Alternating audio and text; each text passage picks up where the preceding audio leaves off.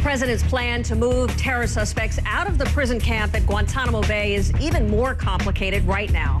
And some are arguing that it really is just too dangerous in the wake of that failed airline terror attack.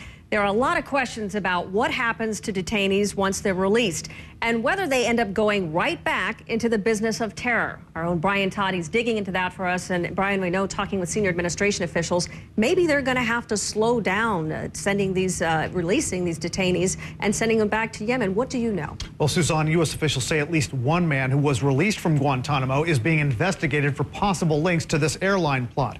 Not clear at the moment whether he was directly linked to the incident, but this is not only drawing attention to the release of prisoners from Guantanamo, but also to their treatment at another place where many of them go afterward. Saeed Ali Shari. He did hard time at Guantanamo Bay. Released in 2007, he's now being looked at for possible links to the failed bombing attempt aboard Northwest Flight 253. That's according to U.S. officials, who caution Shari may not be linked directly to the Christmas Day incident. But he has touted himself as a leader of al-Qaeda in the Arabian Peninsula, which has claimed responsibility for the airline attempt. He's also been through the Mohammed bin Naif Center for Counseling and Care.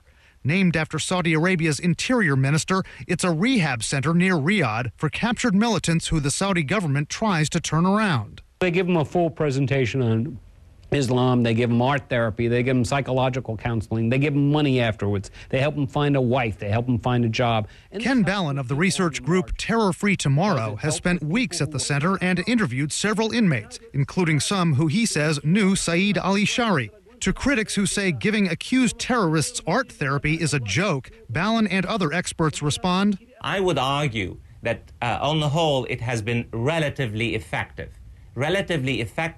vis-a-vis the politically radicalized activists, if not vis-a-vis the hardcore former al-Qaeda members. It's those hardcore militants, experts say, who expose the weakness of this rehab program. It can't turn everyone, and apparently didn't turn Saeed Ali Shari. Did he con his way through the program? He absolutely conned his way through the program.